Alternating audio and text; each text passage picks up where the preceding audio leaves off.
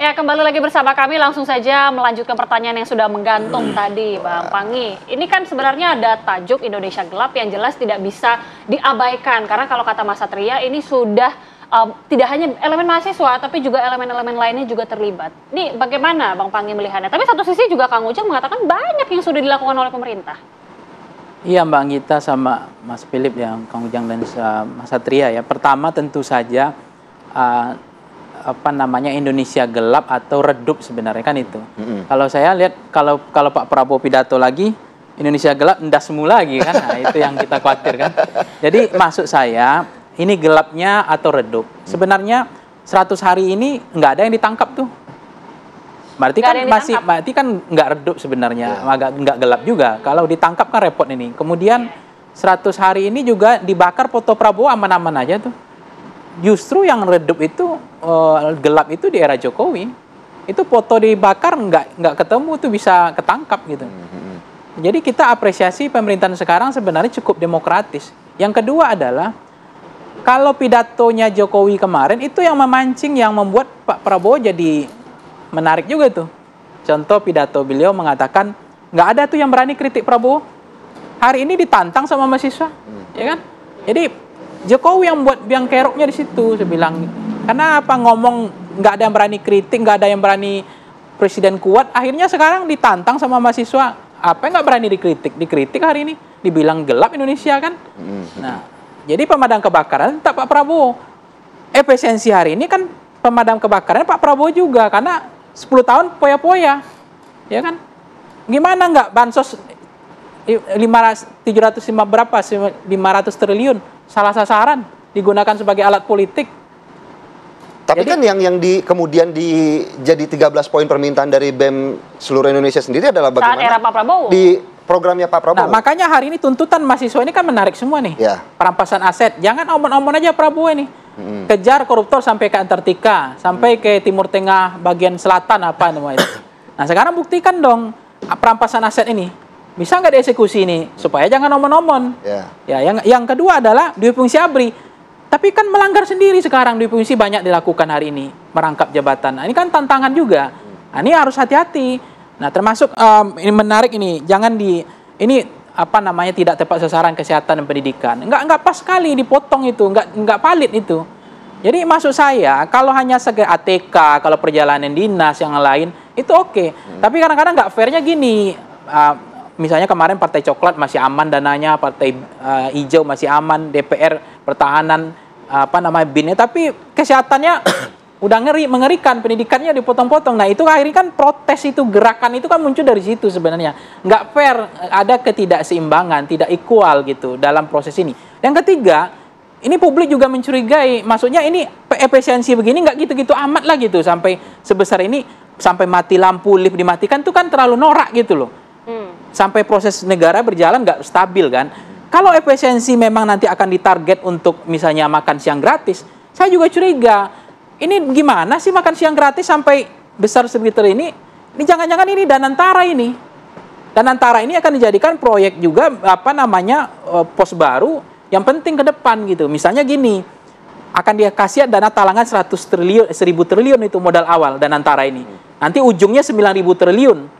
Nah, Danantara ini kan kekecewaan Pak Prabowo terhadap BUMN yang jadikan sebagai sapi perahan, bacakan politik ya. Kepentingan tim sukses buzzer masuk jadi BUMN. BUMN nggak pernah untung, rugi terus tuh. Tapi kan Bang Panggi artinya sekarang Danantara ini apa nih DNA-nya nih? Politik atau bisnis juga? Nah, sekarang udah mulai ditarik ke politik juga. Mestinya pure Pak Prabowo memberikan arahan jelas, tegas, lurus. Danantara ini berbeda dengan BUMN. Ini pure bisnis, near politik. Tapi ujungnya sekarang udah mulai gelagat tarik kepentingan politik juga yang jadi orang-orang penting di Danantara ini. Jadi Danantara itu besar katanya mau ditarik. Nah, kalau efisiensi ini tujuannya hanya makan siang gratis, nggak sesadis ini harusnya nggak geger gini. Ini kayaknya pengamat rasa kritikus juga ya. Kang Ujang boleh minta tanggapannya langsung ya. Saya boleh jawab ya, Mas Panggi. Tidak ada yang dipotong dana pendidikan itu. Sektor pelayanan publik, sektor bantuan sosial tidak ada. Ini sangat clear. Ini harus kami jelaskan. Yang kedua, Danantara itu dana investasi. Nanti Mas Panggi awasi, mahasiswa awasi. Bahkan mantan-mantan presiden kan minta dijadikan ya sebagai dewan pengawas di situ. Karena Pak Presiden ingin terbuka bahwa memastikan selama ini kita ini mohon maaf ya banyak uang-uang di luar negeri, banyak investasi-investasi yang uangnya itu ada diparkir di sana, BUMN kita tata gitu. Kita tata. Oleh karena itu kami perlu waktu, dan tadi soal Danantara awasi bersama saja agar memang perjalanannya ini betul-betul uang dikelola dengan baik, dikelola dengan transparan. Ini yang kita butuhkan ke depan agar terjadi kepercayaan publik kepada kami. Kami ingin membangun bangsa kok. Pemerintahan Pak Prabowo tidak ingin korupsi kan? Ingin pemerintahannya bersih. Ini kan harus ditunjukkan oleh kami juga sebagai penyelenggara negara. Lalu terkait dengan persoalan-persoalan dinamika yang lain ya, kami yakin ya bahwa tadi soal kritik itu bebas kok. Kami sepakat dengan Bang Panggi ya, ini pengamat nasional yang luar biasa gitu, bahwa tidak ada kok yang ditangkap sampai hari ini. Dulu di masa yang lalu gitu banyak aktivis yang curhat ke saya, Bang, saya baru demo aja ditangkap dan lain sebagainya. Hari ini nggak ada. Hari ini terbuka, hari ini demokrasi. Tadi 13 tuntutan juga sudah disampaikan oleh mahasiswa. Kami menyerap aspirasi itu. Tentu kami juga perlu meluruskan mana yang menjadi tuntutan yang harus kami tanggapi dan jawab, mana yang juga salah arah, salah tembak. Artinya ada juga yang ke DPR ya. gitu. Nah, kalau bicara tadi sasarannya salah tembak, kita mau ke Mas Satria. Ada salah satunya adalah yang dinilai salah tembak begitu, salah sasaran adalah bagaimana kemudian meminta pencabutan impres terkait efisiensi. Padahal kan itu bagus. Benar. Pertama sebenarnya Mas, pada proses ini kita tuh melihat efisiensi itu bagus gitu. Cuman pada proses konsolidasi yang kami lakukan, kami membaca situasinya bahwa ada beberapa perangkat-perangkat yang kemudian ada di kabinet itu saja tidak kemudian mengacu tuh pada impres. Buktinya dikti atau pendidikan tinggi itu dipotong gitu. Sedangkan itu tidak masuk dalam spesifikasi atau klasifikasi anggaran-anggaran yang harus dipangkas gitu. Dan yang kedua, kami sepakat kok gitu masalah efisiensi. Yang kemudian kami kritik adalah anggaran yang kemudian diambil, diefisiensi, dipangkas, digunainnya buat apa nih gitu. Ketika kemudian ada narasi 300 triliun, 400 triliun digunakan untuk MBG, kami tidak sepakat tuh.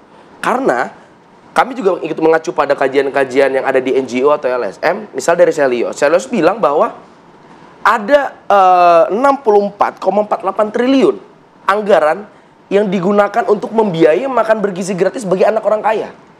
Gitu. Kalau mungkin alasan hari ini jubir-jubir istana bilang bahwa yang diisi dari MBG itu bukan hanya perut, tapi nutrisi otak. Ada 64,8 triliun ini anak orang kaya yang makannya lebih bergizi dibanding makanan 10.000, 15.000 yang dilakukan oleh pemerintah. Artinya tidak tepat sasaran. Dan kami mencanangkan lebih baik anggaran-anggaran MBG ini hanya diprioritaskan untuk anak menengah, anak dari orang tua yang menengah ke bawah, rentan miskin, anak di daerah 3T tertinggal terluar terdepan, keluarga miskin yang mengalami malnutrisi, balita dan ibu hamil yang membutuhkan untuk gizi. Ini yang kemudian menjadi prioritas. Nggak semuanya gitu. Pemerintah juga harus melihat alokasi-alokasi anggaran-anggaran lain. Bayangkan, Mbak, Mas, Bang, kalau misalnya ada pemangkasan MBG tidak semua anak gitu, akan ada tambahan manfaat kalau abang bilang gitu. Ya MBG karena ini segala macam. Kami berdebat hampir 1,5 jam untuk bicara kita tolak MBG atau kita minta evaluasi MBG. Dan kami sepakat MBG harus dievaluasi, bukan ditolak. Ada manfaat-manfaatnya. Kami tidak naif, Bang. Kami tidak naif. Gitu. Nah, ketika kemudian efisiensi itu tepat sasaran, akan ada surplus sebanyak 259 triliun yang bisa digunakan buat KIP tambahan untuk 18 juta siswa, program kartu sembako untuk 19 juta KPM, bisa untuk BPJS 47 triliun atau setara dengan 98 juta orang. Artinya masih ada anggaran-anggaran yang mungkin tidak hanya dialokasikan untuk MBG saja, Kang Ujang, tapi harus tepat sasaran, harus dievaluasi juga efisiensi ini. Pos-posnya untuk seperti apa? Ya, masukan sudah banyak ya dari masyarakat, dari orang tua ya. Terus tadi dari mahasiswa bahwa tiap hari kami MBG itu dievaluasi. Setiap saat ada kekurangan, minus di sana sini, ini sedang kita perbaiki. Yang pasti kalau tadi soal penerima manfaat orang-orang kaya, ya memang programnya program universal. Oleh karena itu tadi masukan dari mahasiswa, masukan dari publik itu kan menjadi perhatian kami semua bahwa sejatinya ada sisi-sisi yang minus yang kita harus perbaiki, ada yang kurang yang harus kita perbaiki pula.